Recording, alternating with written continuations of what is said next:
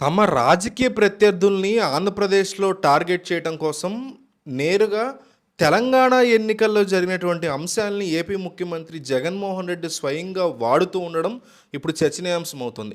తెలంగాణ ఎలక్షన్‌లో మొన్నటి వరకు అందరూ విన్నటువంటి పేరు బర్రెలక్క.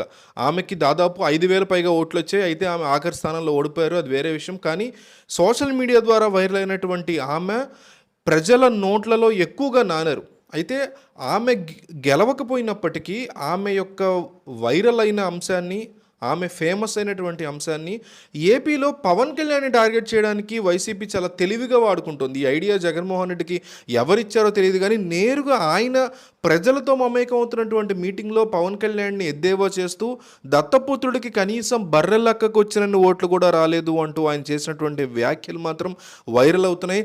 పొలిటికల్‌గా ఎవరిని ఎట్లా టార్గెట్ చేయాలో జగన్మోహన్ రెడ్డికి ఫస్ట్ నుంచి బాగా తెలుసు. సో, చాలా తెలివిగా పవన్ కళ్యాణ్‌ని ఇక్కడ బర్రెలక్కతో ఇరికిచ్చేసి జనసేన ఏమీ మాట్లాడలేకుండా చేస్తున్నారు. ఎందుకంటే జ జగన్మోహన్ రెడ్డి లాంటి వారు బర్రెలక్క లాంటి వాళ్ళ పేర్లు చెప్పి పవన్ కళ్యాణ్‌ని ట్రోల్ చేస్తేనో, సెటైర్లు విసిరితేనో, వ్యంగ్యాస్త్రాలు సంధిస్తేనో జనసేన కనుక దానికి రెస్పాండ్ అయితే బర్రెలక్కని హైలైట్ చేసినట్టు అవుతుంది.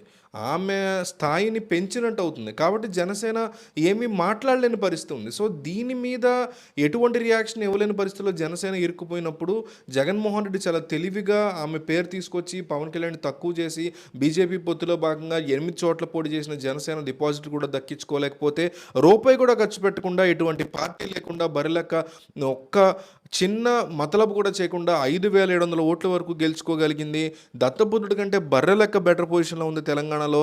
రేపు ఏపీలో కూడా పవన్ కళ్యాణ్ పరిస్థితి అదే అంటూ ఆయన చేసినటువంటి వ్యాఖ్యలు వైరల్ అవుతున్నాయి. అయితే ఈ వ్యాఖ్యలు చేసి 24 గంటల నుంచి 48 గంటలు అవుతుంది. ఈ గ్యాప్‌లోనే జగన్ చేసినటువంటి వీడియోలు విపరీతంగా వైరల్ అవుతున్నాయి. ఇన్‌స్టాగ్రామ్ గానీ, ట్విట్టర్ గానీ, ముఖ్యంగా ఫేస్‌బుక్, వాట్సాప్‌లలో పవన్ కళ్యాణ్ మీద జగన్ బర్రెలక్కతో పోలుస్తూ మాట్లాడిన మాటలు ఎక్కువగా అందరూ స్టేటస్‌లో కూడా పెట్టుకునే పరిస్థితి ఉంది. సో, ఇది అబ్జర్వ్ చేసినటువంటి వైసీపీ ఆమె ఆర్థిక పరిస్థితిని కాస్త మెరుగుపరిచి ఏపీకి తీసుకొచ్చి తమ పార్టీలో జాయిన్ చేసుకుని పవన్ కళ్యాణ్ పోటీ చేసే స్థానంలో పోటీ చేయించగలిగితే డెఫినెట్‌గా సక్సెస్ అవుతాము.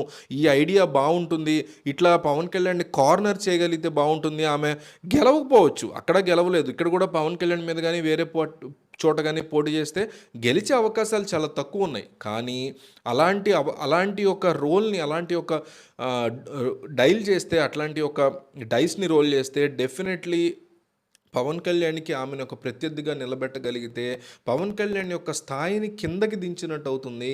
కేవలం ఒక ఇండిపెండెంట్ లేడీతో, ఒక పార్టీ లేని వ్యక్తితో, తెలంగాణ నుంచి వచ్చినటువంటి ఒక వ్యక్తితో ఇక్కడ పోటీ చేయించగలిగి అతని స్థాయిని కిందకి దించినట్టు అవుతుంది. ఓట్ల చీలిక పవన్ కళ్యాణ్‌కి ఎగనెస్ట్‌గా ఉన్న ఓట్లు ఆమెకు పడే అవకాశం ఉంది అనే ఫీలింగ్‌లో జగన్ ఉన్నారని, ఈ ఐడియాని వర్కౌట్ చేసేలాగా తెలంగాణలోని తన యొక్క శ్రేణులకు ఆయన ఇప్పటికే సందేశాన్ని పంపించారని మాట్లాడుతున్నారు.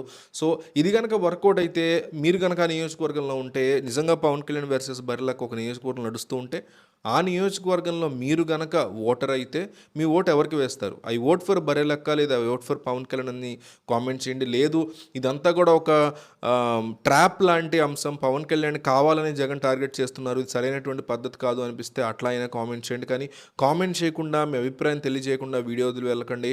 సో, ఓవరాల్‌గా ఈ అంశం మీద మీకు ఉన్నటువంటి అభిప్రాయాన్ని డెఫినెట్లీ కామెంట్ చేయండి.